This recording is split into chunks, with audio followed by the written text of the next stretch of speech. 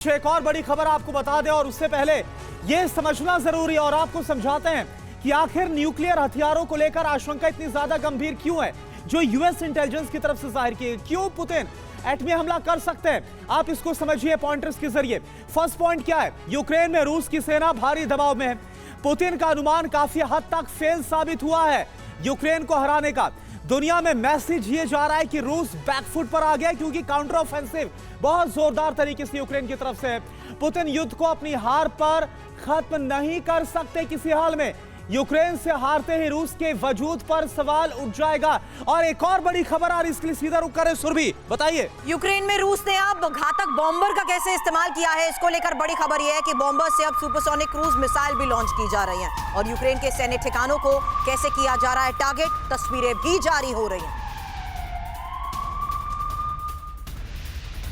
और तस्वीरें आपके सामने देखिए कैसे बॉम्बर से। डिजिटल मार्केटिंग को सीखकर आपके प्रोडक्ट्स और सर्विसेज को दुनिया को बेचना चाहते हैं तो फ्रीडम ऐप को अभी डाउनलोड करें। डिजिटल मार्केटिंग का एक्सपर्ट बने। अब ये अटैक किया जा रहा है टारगेट किलिंग के तहत। यहाँ पर घातक बॉम्बर्स का यूक्रेन में रूस से जिस तरीके से इस्तेमाल किया है, बॉम्बर से सुपरसोनिक क्रूज मिसाइल को लॉन्च किया जा रहा है और बाकायदा इसकी तस्वीरें जारी भी की जा रही हैं। सचदेवा सर, मेरा सवाल इस बीच आपसे है, रूस की ये तैयारी, हालांकि रूस जिस तरीके से वीडियोस जारी करता है सिर्फ ये दिखाता है कि हमारी तैयारी है, स्टैंड बाय मोड पर सभी हैं, लेकिन सवाल यही है इसको एक्टिव पहले कौन करेगा? तो वेरी ट्रू, आपने सही कहा। देखिए, रशिया की खबरें आती है, रशिया के पास हाइपरसोनिक है, ये है वो है, बड़े बड़े भयानक वेपन्स की एटसेट्रा, राइट। और रशिया में रियली है भी, डेवलप कर रहा है रशिया इस रेंज के missiles and aircrafts. But on the ground जो हो रहा है, ऑन द ग्राउंड तो रशियन आर्मी पिटती जा रही है, राइट।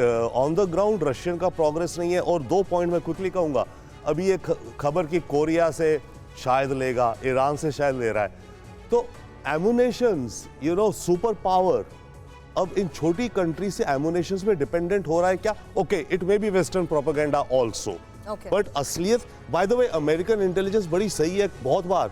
अभी जो आप खबर चला रहे हैं कि ये न्यूक्लियर डिस्कशन हो रही थी, बात ही नहीं डिस्कशन हो रही थी, उसमें अमेरिका को पता कैसे चला? That is the key. Electronics strategy यहाँ पर अपनाई जा रही है जो मैं इतने दिनों से ऑब्जर्व कर रही हूँ कि जो यूक्रेनी ऑफिशियल्स हैं वो बकायदा ऐसे वीडियोस ट्वीट कर रहे हैं जिसमें वो ये बता रहे हैं कि न्यूक्लियर को लेकर कैसे चर्चा रशिया में भी की जा रही है कि रशिया की तैयारी पूरी है। On the other hand Zelensky का भी ये इंटरव्यू सामने आता है जिसमें ये कहते हैं उस रशिया के साथ हम टेबल पर जाएं जो आधे दिन में 54 से ज्यादा मिसाइलें दाग रहा है। कैसे नेगोशिएट कर सकते हैं ऐसे के साथ जो एक किलर है?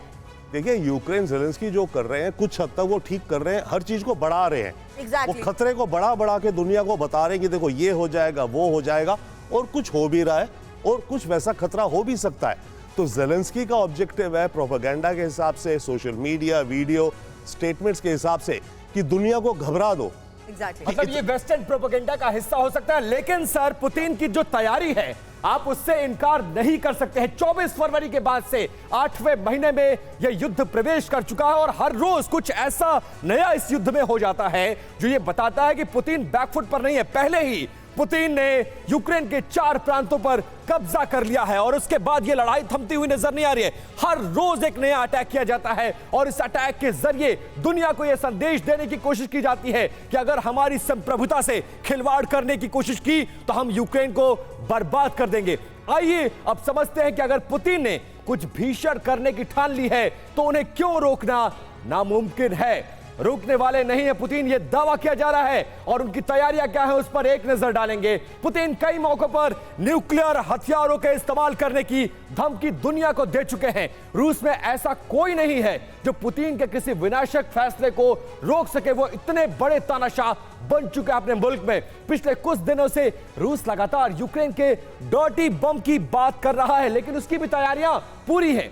एक सोच यह है कि पुतिन डर्टी बम से खुद को खतरा बताकर एटमी हमले की तैयारी कर रहे हैं ताकि दुनिया को यह बता सके कि शुरुआत हमने नहीं की थी, हम पर खतरा बढ़ रहा, इसलिए हमने इस तरह के बम का इस्तेमाल किया। और इसीलिए यूएस इंटेलिजेंस ये खतरा जता रहा है कि पुतिन न्यूक्लियर अटैक कर सकते हैं। चतुर्वेदी सर, जो तैयारी है पुतिन की वो किस तरफ इशारा कर रही है? देखिए, युद्ध तो शुरू किया था पुतिन ने, ये पूरी दुनिया के सामने है, लेकिन पुतिन बार बार ये कहते हैं कि हमारी शर्तों पर आओ, हम बातचीत को तैयार हैं, लेकिन ये तैयारियां किस तरफ इशारा करती है? एक तरफ वो बातचीत के लिए नेगोशिएट करने के लिए बुलाते हैं और दूसरी तरफ न्यूक्लियर अटैक की तैयारी भी कर रहे हैं। कैसे देखते हैं आप? कोई भी जिम्मेवार देश जब इस तरह के युद्ध में पहुंच गया है तो वो सब तरह की तैयारी करेगा, सब ऑप्शंस को डिस्कस करेगा, सब तरह से अपने आप को तैयार रखेगा हर तरह के अवसर के लिए मीट करने के लिए। इस वक्त अगर आप देखें तो पुतिन, जो कहा जा रहा है कि पुतिन की बहुत बड़ी बेइज्जती हो गई है, रशियन आर्मी की बेइज्जती, मैं नहीं समझता। उसने 1/3 यूक्रेन को कब्जा किया हुआ है और कहा जा रहा है कि पुतिन हार गया। ये कोई छोटी मोटी चीज नहीं है, ये केवल परसेप्शन बैटल है। सोचना चाहिए कि पुतिन लड़ाई क्यों शुरू हुई, केवल इस बात पे कि वो नेटो का एक्सपेंशन करना चाह रहे थे अमेरिकन, और आज भी अगर नेटो का एक्सपेंशन को बंद कर दें तो ये लड़ाई खत्म हो सकती है। पुतिन का जो एम है वो मिल चुका है। करने वाले हैं नहीं, क्योंकि बर्बादी उनके देश की बहुत ज्यादा हो चुकी है। 8 महीने से ज्यादा लंबा का वक्त हो चुका है। अगर ये सद्बुद्धि आनी रहती ज़ेलेंस्की को तो पहले ही आ जाती है। डिजिटल मार्केटिंग को सीखकर आपके प्रोडक्ट्स और सर्विसेज को दुनिया को बेचना चाहते हैं तो फ्रीडम ऐप को अभी डाउनलोड करें। डिजिटल मार्केटिंग का एक्सपर्ट बनें।